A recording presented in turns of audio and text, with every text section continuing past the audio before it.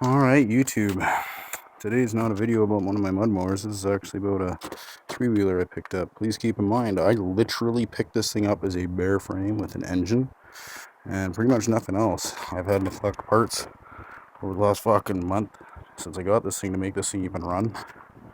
The only thing I'm short engine-wise is my recoil. I've had to pick up a used CDI because it was the only one in my area I could find. Carburetor was actually just gone through 3 separate times. Kind of screwed up on me a little while ago, and now it seems to be working right again. Seems to be a typical Honda problem with these damn things. This is a homemade plastic setup. It raises the seat up just a little bit.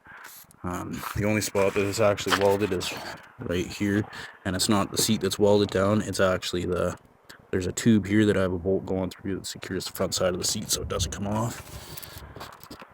And then here at the back, it's bolted where the old grab bar would. One bolt on each side, so seat itself is solid. I can literally lift this bike by it. Doesn't rattle around. Nothing of that. This isn't my forever. As soon as I find actual plastic for this thing for less than, $200, I'll be a happy guy. I don't care if it's a little beat up. It doesn't need to be mint. But, I do want this machine original.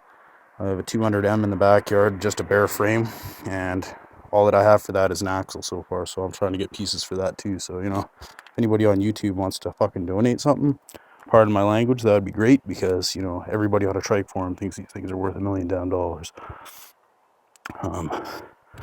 And the bike actually works great. The rear brakes work perfect. It does need front brakes, so I'm just going to pick up the whole kit and do it all at once. My homemade gas tank for now.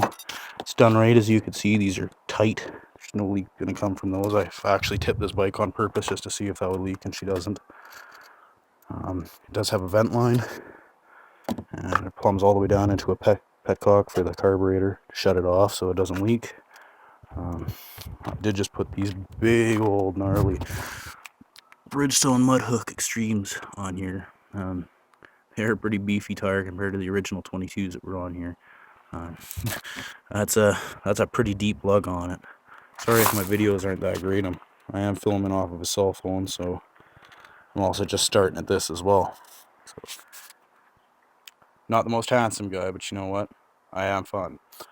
So here's the new machine, and we're gonna make some videos about it and take it off-road in here. I'm actually gonna be taking this off and cutting this, putting an actual ATV seat on there with the gas tank. I can't find an original Honda seat for this, so I'm not even gonna worry about it. I'm not caring about that. And I am going to be putting a rack on here to put my son's seat. It's not going to be a permanent feature on this unit, just for when I'm taking him out into the bush.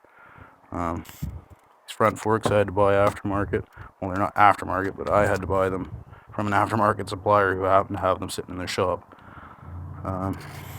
Again, it's a great machine here. I'll start it up for you guys. It doesn't have a proper recoil, as I said, so it's going to be a rope start. Good old-fashioned rope start on it until I can find one. Again, that's something I just refuse to pay $200 for. I can buy whole parts machines for that goddamn cost, so I think some guys are a little bit out there. Make sure it's in neutral.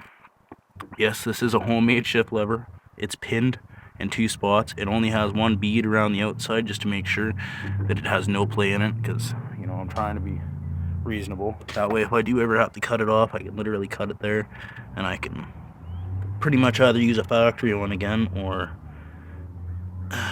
make my own better looking, more handsome one for these bikes. Alright, wound up.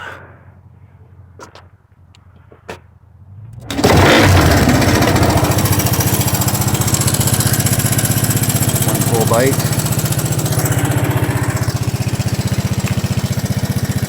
Thing runs great. Smokes a little bit on startup, but after about 20 minutes on the trail, that actually clears up. I'm sure it's the valve guides and not the actual rings on this unit.